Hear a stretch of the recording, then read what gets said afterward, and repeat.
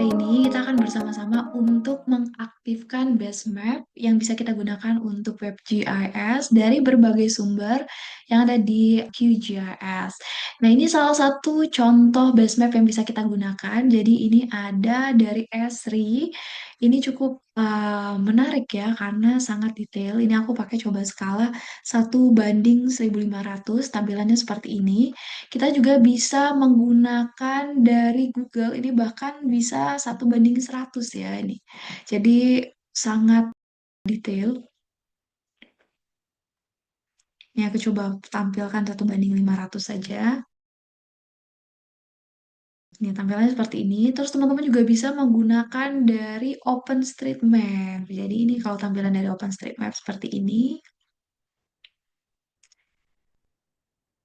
Nah, bagaimana untuk mengaktifkan base map ini supaya bisa digunakan di QGIS? Caranya mudah, nanti kita akan pandu satu persatu tahapnya. Kita juga akan bantu untuk membuat web GIS. Nah, ini yang pertama tentunya teman-teman harus menginstal QGIS dulu gitu. Jadi QGIS ini salah satu software open source yang teman-teman bisa akses gratis gitu. Dan dengan QGIS ini teman-teman bisa membuat peta, teman-teman bisa membuat web GIS atau web map, dan teman-teman juga bisa menggunakan Geo AI plugin atau extension yang ada di QGIS untuk melakukan digitasi objek atau deteksi objek secara otomatis gitu. Dengan adanya base map ini bisa menjadi sumber ya, sumber data yang teman-teman bisa manfaatkan gitu. Nah, untuk mengaktifkan base map ini, pertama teman-teman harus menginstal pluginnya. Kita bisa klik plugin di sini, terus klik manage and install plugin. Untuk menampilkan base map, teman-teman bisa menginstal ini. Kalau misalnya belum terinstall, nanti di bawah akan ada pilihan install plugin. Ini aku sudah diinstal, aku uninstall dulu, nanti aku install lagi. Jadi akan muncul tampilan seperti ini. Kita bisa klik install plugin. Nah, untuk membuat web GIS, teman-teman bisa mengaktifkan plugin ini. Nah, ini di sini di tempat aku sudah diinstal. Nanti kalau belum diinstal, teman-teman akan ada pilihan seperti tadi, install plugin. Tinggal klik install plugin, terus kita close. Kalau sudah, untuk melihat apakah ini yang kita install sudah berhasil, kita bisa klik web. Terus ini akan ada dua pilihan.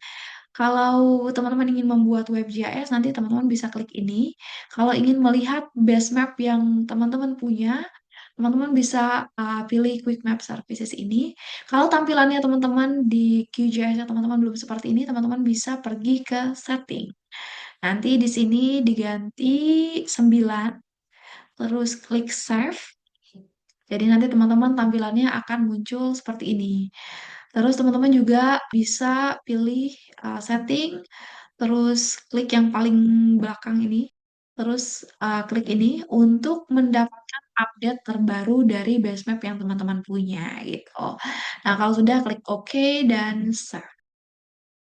Di sini aku akan coba untuk membuat peta lokasi sekolah yang ada di Kabupaten Sleman. Ini aku remove dulu. Aku pakai yang dari Google aja.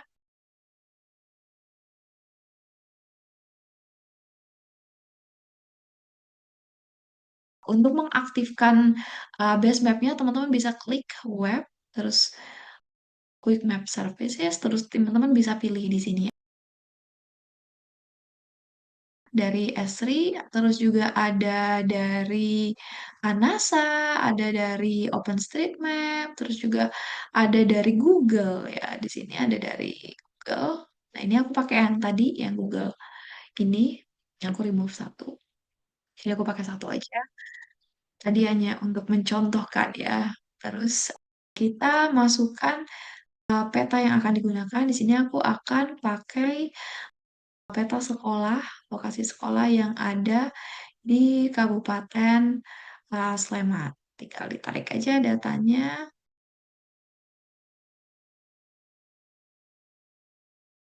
Kalau sudah, supaya tampilannya lebih menarik, pertama kita ganti dulu ya judulnya. Di sini kita ganti nama layernya, peta sebaran lokasi sekolah. di di Sleman itu aja kali ya. Terus supaya ini nanti bisa terlihat lebih jelas, kita bisa zoom to layer. Ini seperti ini, kita bisa ganti supaya lebih jelas lokasinya. Kita bisa ganti warnanya, klik properties, terus klik yang ini. Terus kita bisa ganti warnanya di sini, warna kuning misal. Kalau teman-teman mau mengganti simbolnya juga bisa pilih di sini. Ada banyak, ada segitiga, lingkaran, terus ada simbol-simbol yang lain. Tinggal kita klik apply, terus oke. Nah, kalau misalnya teman-teman ingin menampilkan informasi yang ada di dalam atribut petanya, ini kan atribut petanya ada banyak ya. Ini kita bisa cek di sini, klik kanan, terus open atribut. Nah, di sini ada banyak sekali informasi yang terdapat di peta kita. Nah, misal teman-teman tidak ingin menampilkan semua informasi itu, teman-teman bisa klik properties, terus ini pilih yang ini. Nah, ini jadi kita bisa mengatur apakah nanti atributnya kita tampilkan atau kita simpan saja gitu ya. Jadi tidak ditampilkan kepada publik. Kalau kita ingin menampilkan kepada publik, kita bisa klik text edit di sini. Kalau kita ingin menyimpan informasi itu supaya tidak muncul di peta interaktif kita, kita bisa pilih hidden ini. Nah, ini aku juga sembunyikan saja. Terus ini kecamatan, aku ganti namanya supaya nanti huruf depannya itu lo besar, jadi aku ganti, aku tambahkan alias di sini ya, kecamatan. Terus di sini aku ganti desa, di sini dusun. Ini aku tetap text edit ya. Nah, ini sumber juga text edit. Terus ini kita sembunyikan saja. Ini juga kita sembunyikan. Ini juga kita sembunyikan. Satu sekolah aku tampilkan, jadi klik text edit. Ini aku tulis. Terus ini aku sembunyikan. Ini kita.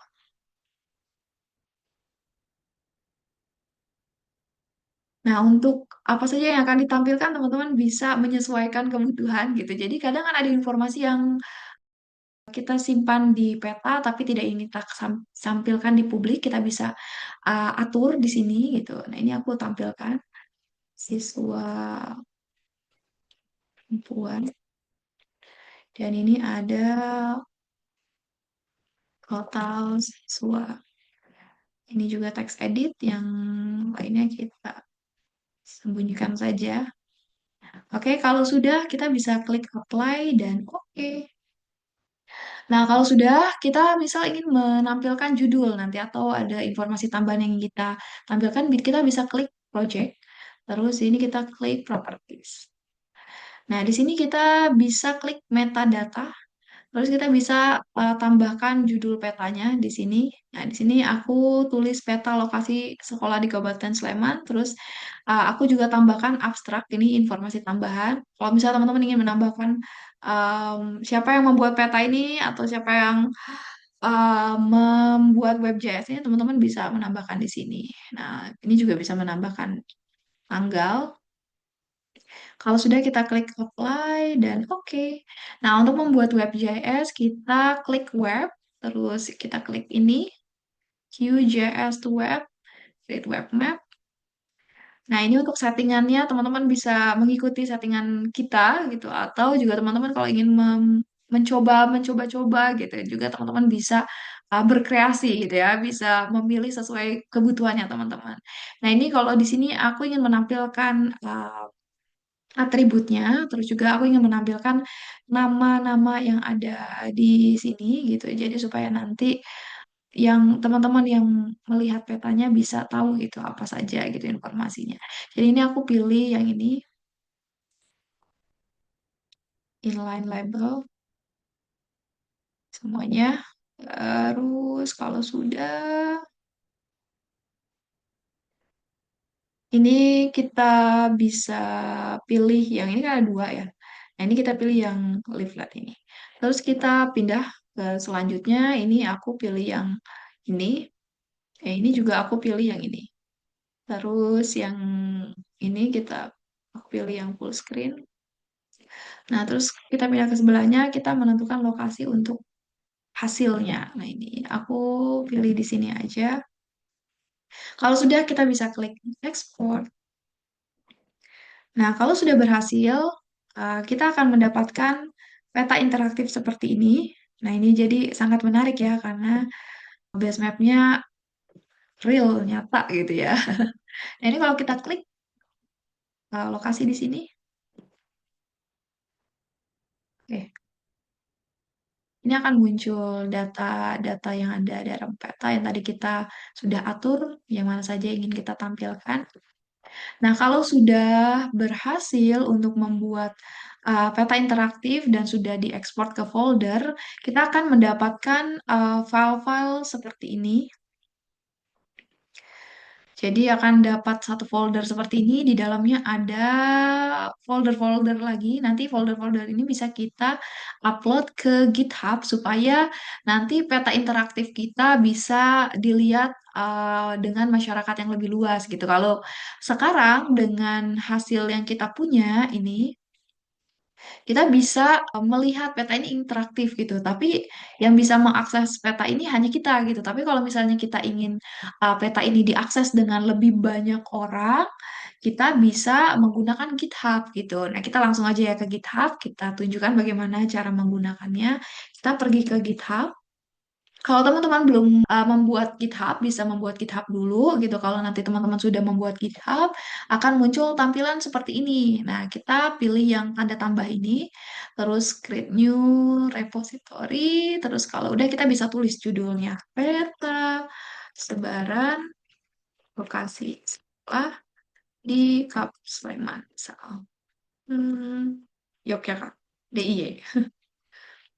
Oke, kalau sudah kita bisa atur, ini kita pilih publik ya. Terus ini kita aktifkan. Terus kalau sudah kita klik tanda hijau di sini.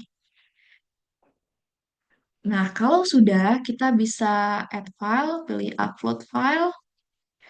Jadi tadi kan kita sudah dapat folder yang dari QGIS. Nah, ini kita upload semua. Nah, tadi kan kita dapat foldernya seperti ini. Kita jangan langsung upload folder ini, tapi kita buka dulu, terus kita upload file yang ada di dalamnya, masukin ke sini. Oke, kalau sudah terunggah semua, kita bisa klik commit change.